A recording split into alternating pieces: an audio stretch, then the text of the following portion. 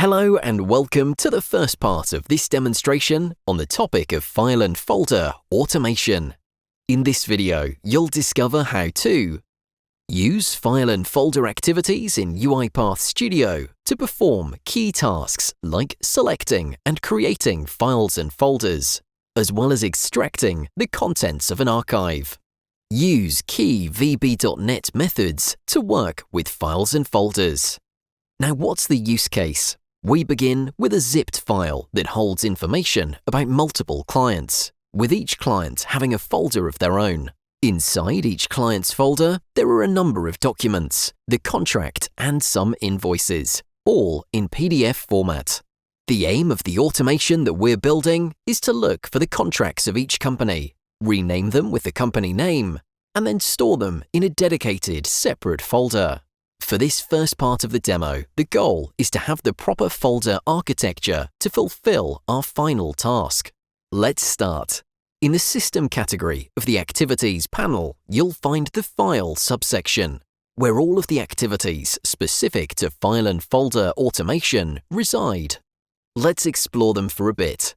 At a first glance, we can observe that there are activities that work with files, with a file's contents, or with folders or archives. Additionally, there are those that manage working with files and folders.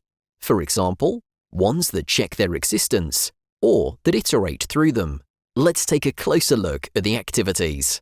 Append line helps with adding lines to existing text files.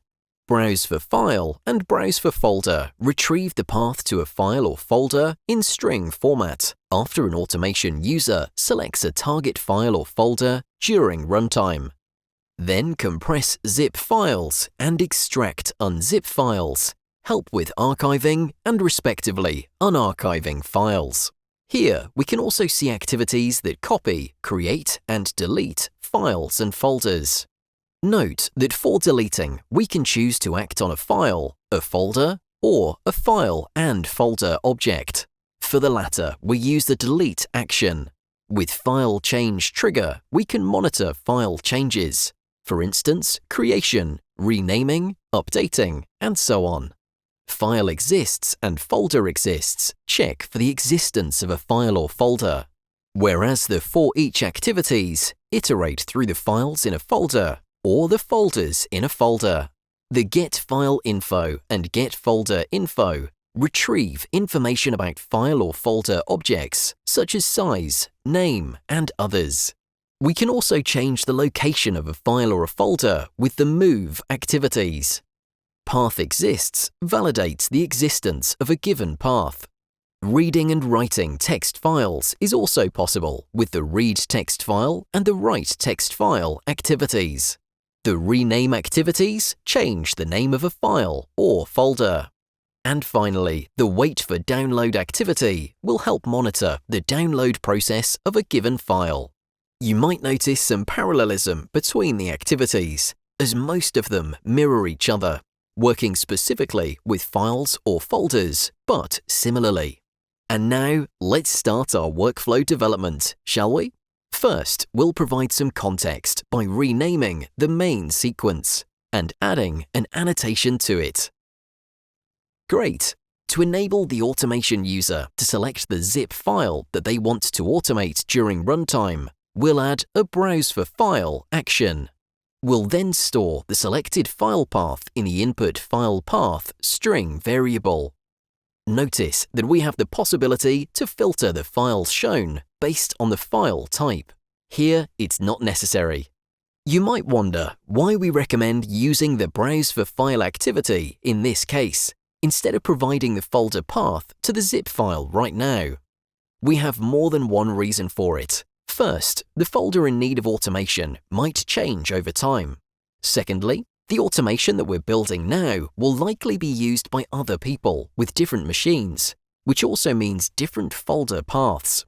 It basically comes down to the reusability of this automation. Now here's a reflection prompt for you.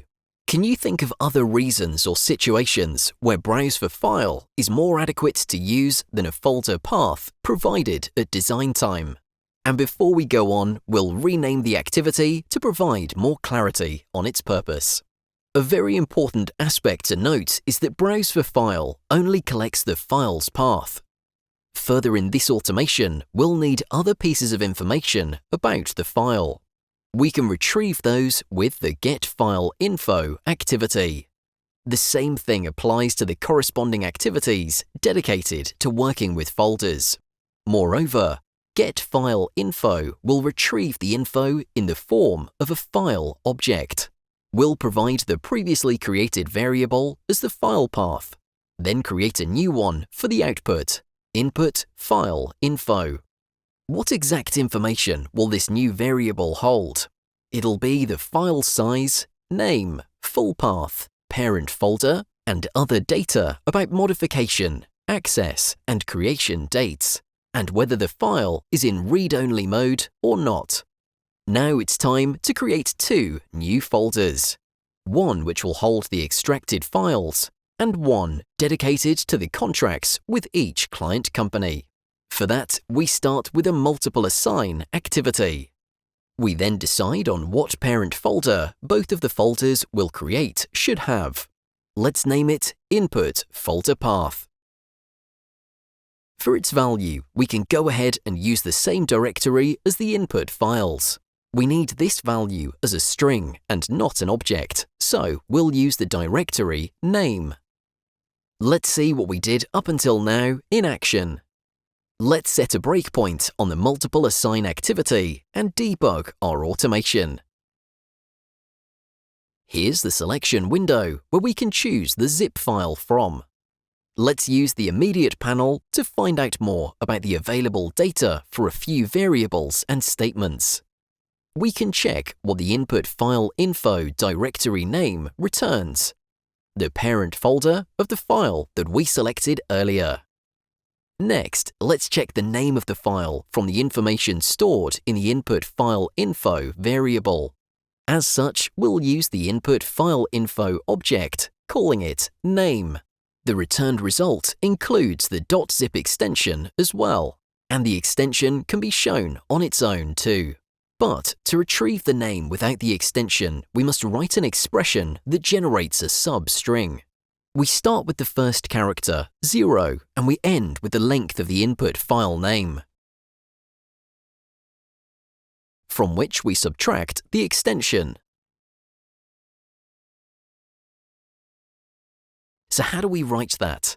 Input file info.name.length minus input file info.extension.length.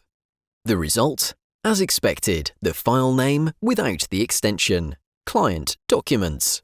We'll copy the expression as we'll use it for the extracted folder path. And now we can stop debugging and remove the breakpoint. Let's create a new variable for the extracted folder path.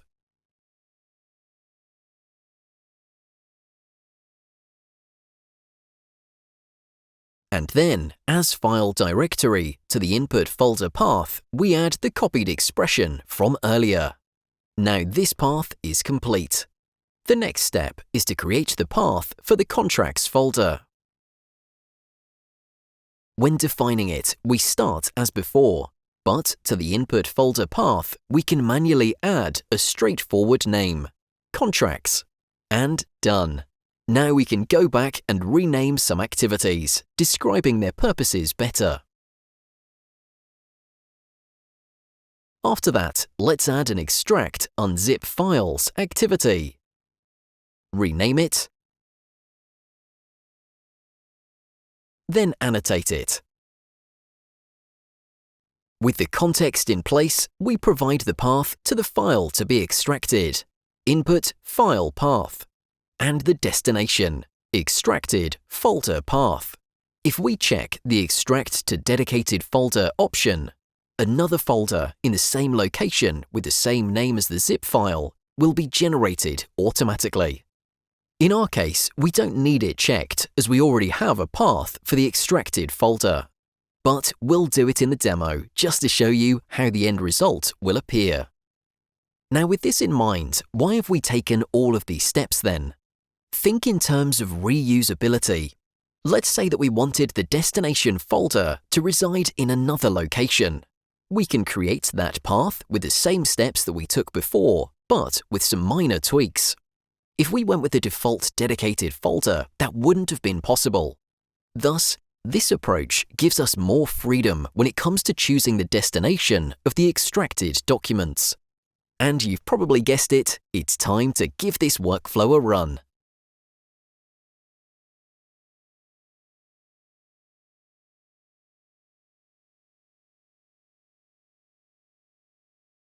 If we open the project pane and refresh it, we can see here the Client Documents folder inside the parent folder of the zip file.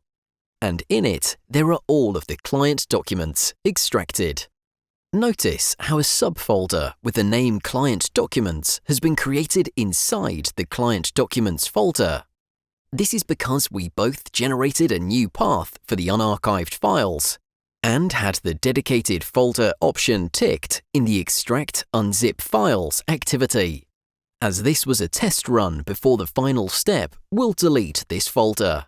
In the next run, it'll get created again. Good, now we can create the Contracts folder. For this, we'll use the Create Folder activity and provide the path to the Contracts folder that we generated earlier.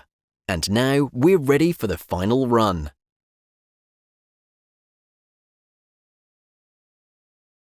Like before, in the project panel, after a refresh, we'll see the newly generated folders, the one with the extracted documents and the one for the contracts, both within the same parent directory as the input file.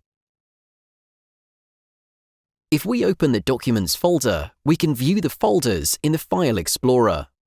The Client Documents folder holds all of the extracted files.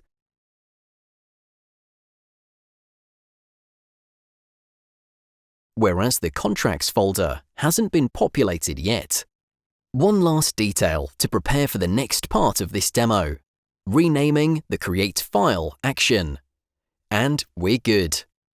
Now before we part, let's recap the main steps that we took to build the automation up until this point.